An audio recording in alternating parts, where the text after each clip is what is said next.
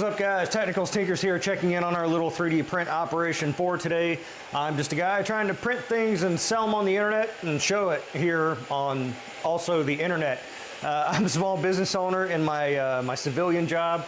It has nothing to do with 3D printing, but I'm trying to explore 3D printers and see what they have to offer. So be sure to subscribe to the channel, follow along in my process. It's just an exhibition, not instructional. Maybe you can learn from my mistakes. Let's see what's on the plates. All right, and so as to be expected, the Dummy 13 model that's being printed life size is kind of taken over really all the printers and all of the focus, but I'm trying to do some different things. Let's check on those Dummy 13 parts because we're kind of reaching the end of the prints, like the components, and we're running into some problems that we knew we would run into, but otherwise, doing it in PLA, way easier to get it off the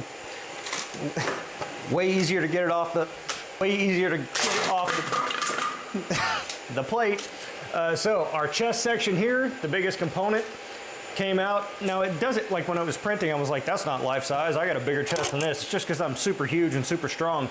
But this actually came off. They all came off really great, and I didn't expect any errors with the PLA components. We did the same thing over here on the Soval.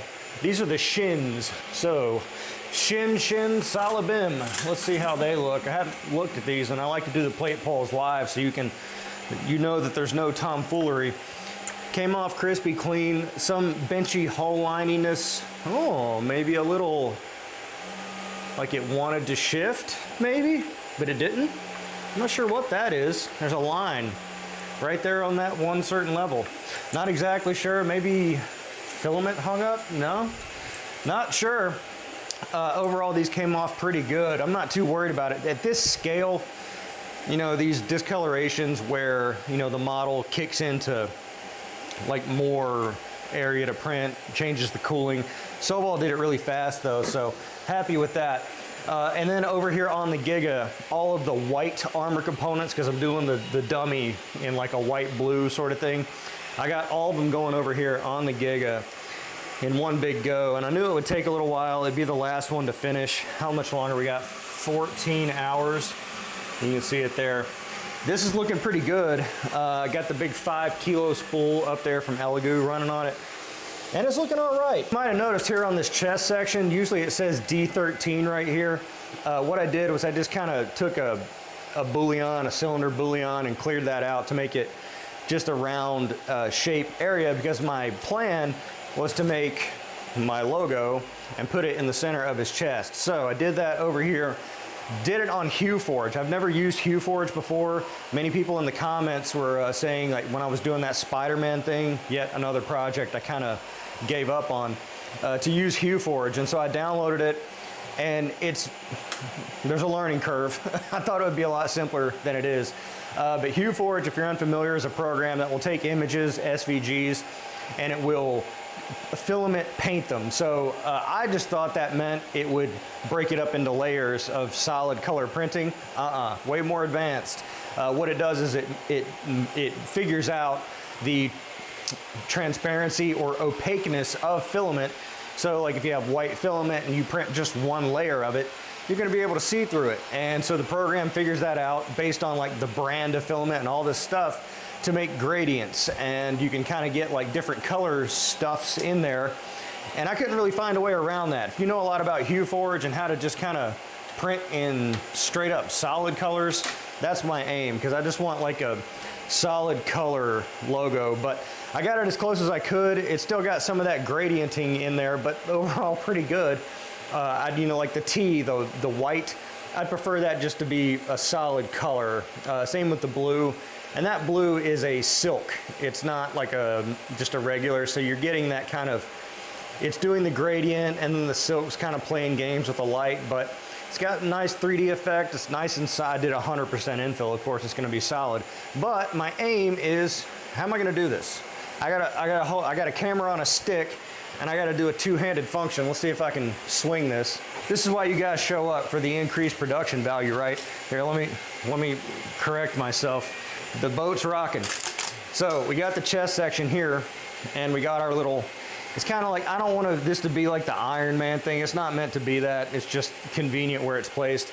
But we take our little tech logo and Hoop, there it is. So that's the idea. I'll probably want to print a little better version of that, but I think it's a nice touch. And again, if depending on how much filament this really takes, if we sell this thing, you know, we could just make custom, like upload your logo and I'll put it on the dummy for you, or just send it separately or something like that. But overall, great things coming out there, but not all is great. Let's head into the office and see what sucks.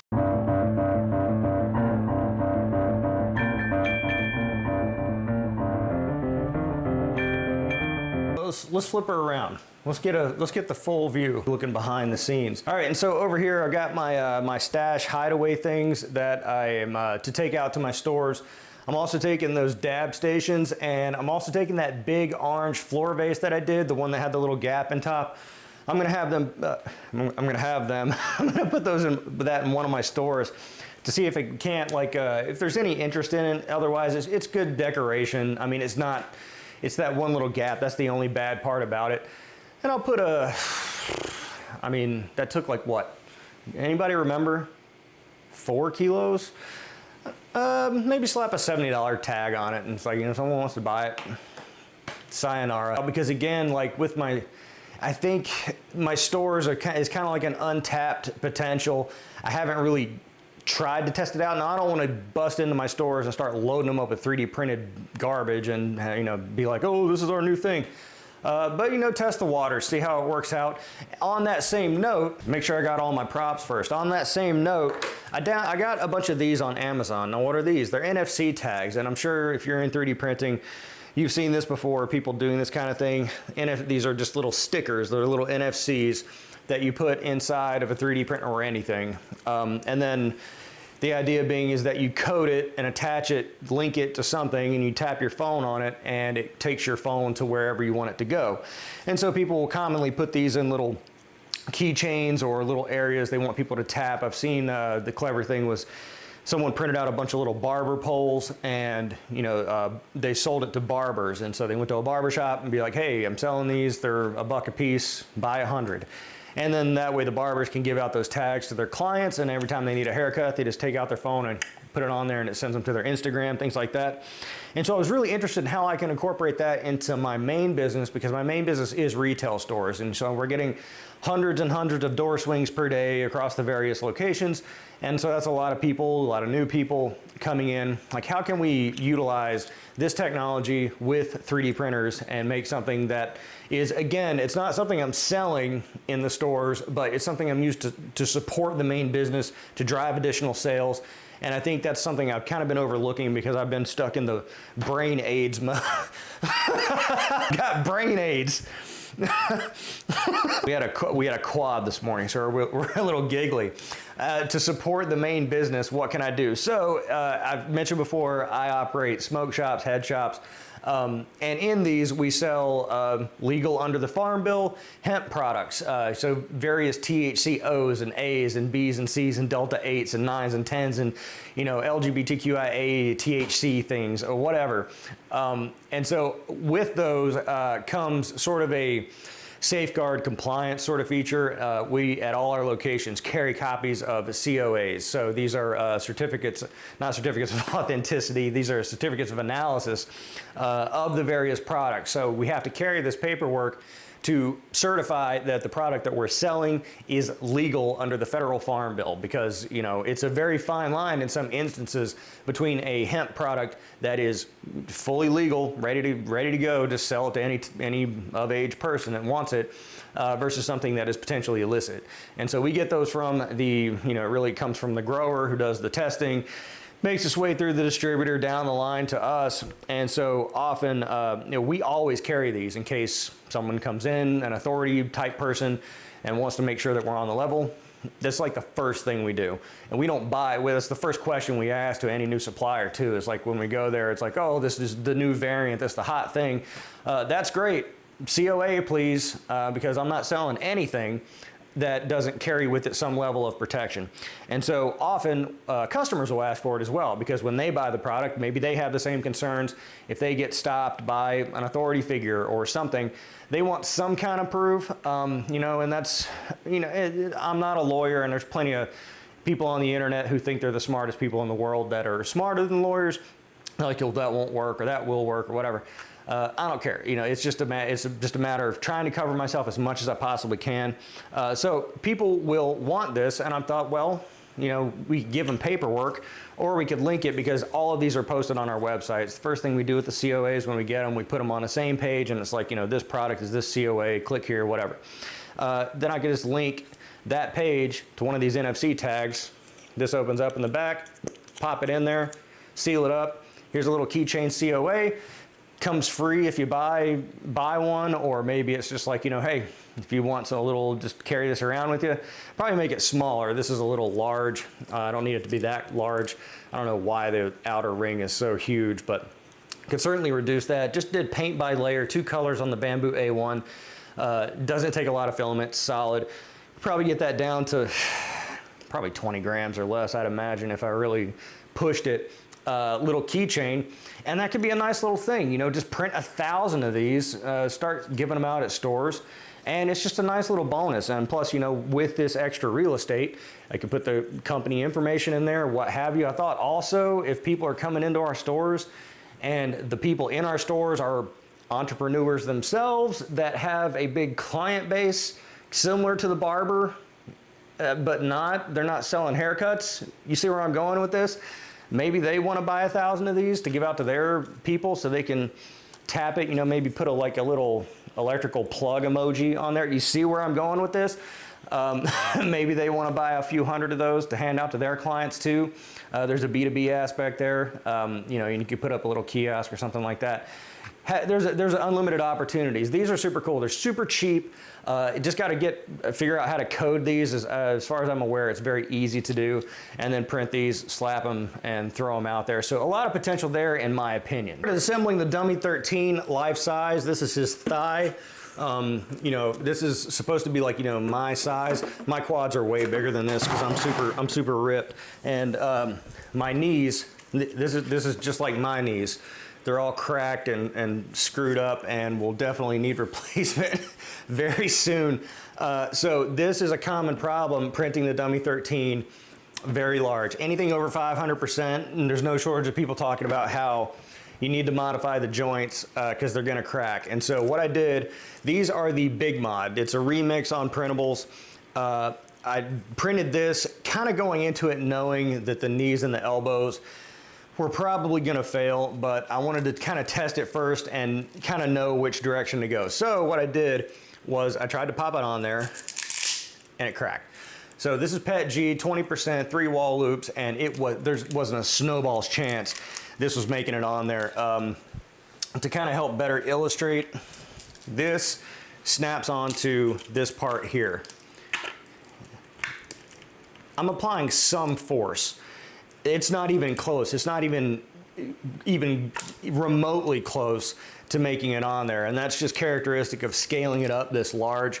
You know, the atoms are a certain size, I guess, is kind of the way I'm thinking about it. And, you know, no matter if you get bigger, those same rules don't apply in terms of flexibility and stuff like that. So what I did was reading out comments, people saying for every 100% over 500% upscale, add 3% to the X and the Y plane. So the lateral plane and not the width like that. And so that's what I did, and I went ahead and printed out a sample version over here. I printed this one out over on the Flashforge Adventurer 5M Pro. Again, been a major workhorse over here for me because it's right under my desk and I can just go for it. Quality fantastic, no brim, didn't really need it with PET G. No brim whatsoever. Honestly, it kind of looks, I mean, it would look the same because it's like 1,300% versus 1,330% on the X and the Y plane. So you can kind of see, maybe not. Do I want to do this live? So I plan to do a whole separate content for this Dummy 13, so it's a little more clickbaity, a little more, you know, I printed a life-size robot. Wow, soy face. Let's see. We'll go this way. It's not even close, dude. Shit, how do people do this?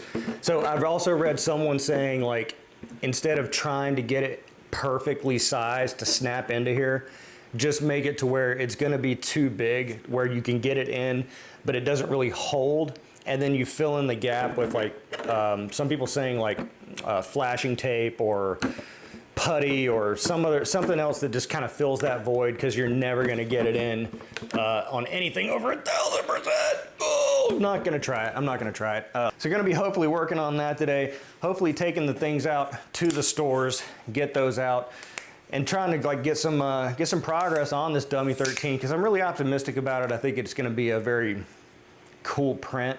And I also have to tally up how much this is costing to print the dummy 13, not including failure. I have to figure that in, but on my nearest approximation, it's more than 18 spools of filament. It's more than that. And so, you know, even if we're getting like the cheap Elegoo stuff, you know, we're probably in the range of $250, maybe pushing $300 just in filament cost to print this dummy 13, and that's before failure. So, you know, certainly expensive, but a life-size dummy 13 robot, I mean, would you, I guess if you were in the market for such a thing, would you really expect to pay less than several $100s for it, you know, kind of knowing that it's a fully articulating, multicolored sort of robot doll thing? Probably not, but you know, most people, the majority of people are not looking to print that kind of thing. So gonna tally that all that up today, take the things out to the stores, monitor the progress there. I'd love to know what you're working on in the comments below. Be sure to like the video because it's the nice thing to do, and subscribe for more content like this. I'm the Technicals, see you next time.